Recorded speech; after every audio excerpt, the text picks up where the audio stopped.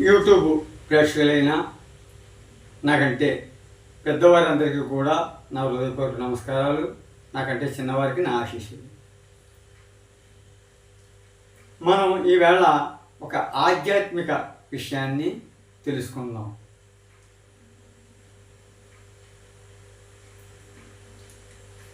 అది ఏంటంటే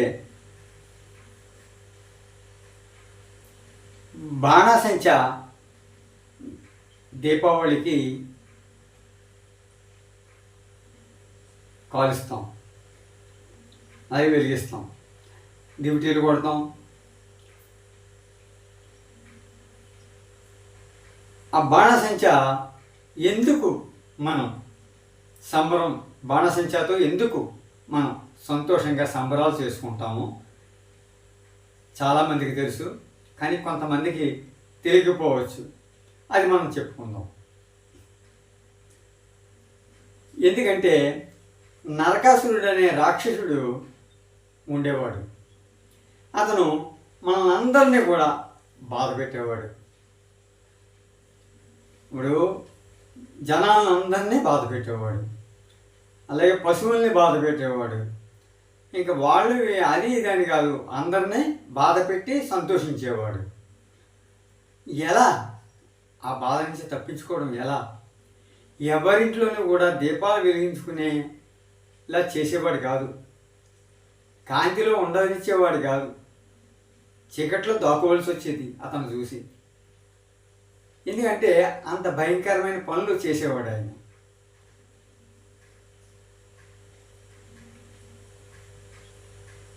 ఆయన్ని సత్యభామ మాత సంహరించింది, చాలామందికి తెలుసు. ఆ సంహరించినప్పుడు ఆ వేళ నరక చతుర్దశి, అంటే నరకాసురుడిని వధించిన రోజు. ఆ వేళ ఆయన మరణించిన రోజు. అది ఆ మరణించాడని అలా అలా అలా అలా ప్రతి గ్రామానికి కూడా తెలిసింది ఆ మర్నాటికి. అప్పుడు ఆ దీపావళి అనే పండగ అప్పటి నుంచి మొదలైంది. అందరూ దీపాలు వెలిగించుకోవడం, చాలా సంతోషంగా ఉండడం, బాణాసంచాతో సంబరాలు చేసుకోవడం, అది ఆనవాయితీగా వచ్చింది. ఎందుకని? ఒక చెడ్డవాడు చనిపోయినప్పుడు బాణాసంచాతో సంబరాలు చేసుకుంటున్నాం ఇప్పుడు కూడా. అది ఎప్పుడు భూమి ఉన్నంత వరకు కూడా మనం ఆ చెడ్డవాడు అనే నరకాసురుడు చనిపోయినప్పటి నుంచి కూడా మనం భూమి ఉన్నంత వరకు కూడా మనం బాణాసంచాతో సంబరాలు చేసుకుంటాం. ఇప్పుడు ప్రతిదానికి బాణాసంచాలు కాలుస్తున్నారు, మరి ఎవరి ఆనందం వారిది. కానీ ఇప్పుడు గ్రామంలో ఎవరైనా ఒక వ్యక్తి చనిపోయినప్పుడు బాణాసంచాతో తీసుకెళ్తున్నారు. అది ఎంతవరకు సమంజసం? అది గురువుల్ని అడిగి తెలుసుకోండి. ఎందుకంటే ఒక చెడ్డవాడు చనిపోయినప్పుడు బాణాసంచాతో మనం సంబరాలు చేసుకుంటున్నాం. కానీ ఒక గ్రామంలో ఒక మంచి వ్యక్తి, మరి అతను చనిపోయినప్పుడు కూడా బాణాసంచాతో సంబరాలు చేసుకుంటూ తీసుకెళ్ళడం ఎంతవరకు సమంజసం? అసలు ఎలా తీసుకెళ్ళాలంటే బాణాసంచాతో కాకుండా, అంటే నేను చెప్తున్నాను, ఒకవేళ తప్పులుంటే క్షమించండి, ఎవరు కూడా వేరేగా అపార్థం చేసుకోవద్దు. మీ గురువుల్ని అడిగి తెలుసుకోండి. మరి ఒక మంచి వ్యక్తి చనిపోయినప్పుడు బాణాసంచాతో తీసుకెళ్ళే కంటే కూడా రామనామస్మరణ చేస్తూ తీసుకెళ్ళడం చాలా మంచిదని పెద్దల అభిప్రాయం. వారితో నేను కూడా ఏకీభవించి నా అభిప్రాయాన్ని కూడా ఇలాగా యూట్యూబ్ ఛానల్ ద్వారా మీ అందరికీ తెలియపరుస్తున్నాను. మీరు కూడా గమనించండి, ఆలోచన చెయ్యండి, విచారణ చేయండి, గురువుల్ని అడిగి తెలుసుకోండి. ఎంతవరకు మంచిది రెండూ తెలుసుకోవాలి మనం. మంచి చెడు. మంచి పని చేయడం మంచిది, చెడు పని చేయడం మంచిది కాదు. అలాగే అంటే దీపావళి వస్తుంది కాబట్టి నేను ఈ దీపావళి నరక చతుర్దశి గురించి చెప్పాను. అలాగే అమ్మవారి ఊరేగింపుల్లోనూ వినాయకుని యొక్క ఊరేగింపుల్లోనూ ఈ డీజే పాటలు అవి పెడుతున్నారు. అవి కూడా ఆలోచించండి, యువత ఆలోచించాలి. అది ఎంతవరకు మంచిది. ఎందుకంటే వారు భగవంతుడు ఎప్పుడు కూడా సామగాన ప్రియుడు. అంటే మంచి సంగీత వాయిద్యాలతో తీసుకెళ్ళాలి.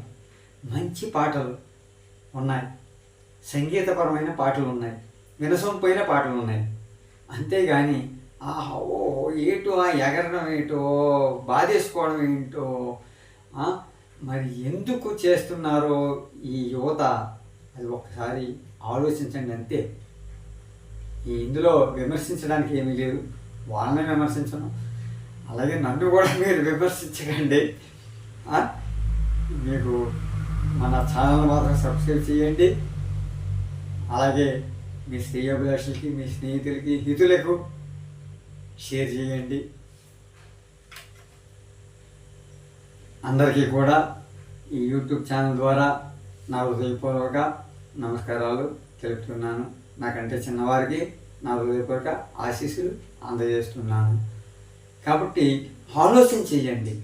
మనం ఏ పని చేస్తే మంచిదని పెద్దలతో ఆలోచన చేయండి, గురువులతో ఆలోచన చేయండి. అంతేగాని ఇదేదో నా ఇష్టంగా అన్నట్లుగా చేయకండి. వారి మాట ఆలోచించేది ఏంటి, ఇది అందరూ చేస్తున్నారు మనం చేయొచ్చు అని అనుకోకండి.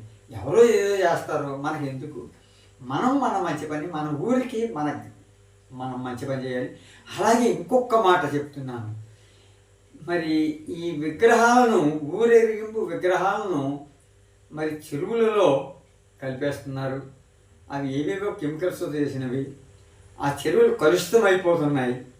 మరి కలుషితం అవ్వడం అంత మంచిదా మన గ్రామానికి? అది పారే నీటిలో వెయ్యాలి తప్ప చెరువుల్లోనే అది వేయడం మంచిది కాదు, గ్రామానికి శ్రేయస్కరం కాదు. ఇవన్నీ కూడా మీరందరూ కూడా ఆలోచించండి. మీరందరూ కూడా యువత, కుర్రగారు, మేమేదో ముసలోళ్ళం అయిపోయాము. ఇంకా మీరు గ్రామాలని అభివృద్ధి చేయాలి, గ్రామాలని చక్కగా తీర్చిదిద్దాల్సిన బాధ్యత మీదే. కాబట్టి ఈ యూట్యూబ్ ఛానల్ ద్వారా మీ అందరికీ కూడా నా విజ్ఞప్తి అదే. కాబట్టి ఆలోచన చేయండి. ముఖ్యంగా మీ గురువులతో ఆలోచన చేయండి, మీ తల్లిదండ్రులతో ఆలోచన చేయండి. ఇలాగా దేవి నవరాత్రులు అవుతాయి, లేకపోతే గణపతి నవరాత్రులు అవుతాయి. అటువంటిప్పుడు ఎలా చేస్తే బాగుంటుంది ఏంటని గ్రామ పెద్దలతో ఆలోచించండి, మీ తల్లిదండ్రులతో ఆలోచించండి, గురువులతో ఆలోచించండి. ముఖ్యంగా వారి సలహాలు తీసుకుని అవి పాటించి గ్రామ అభివృద్ధికి తోడ్పడండి. మీ అందరికీ కూడా నా హృదయపూర్వక నమస్కారాలు. జై హింద్.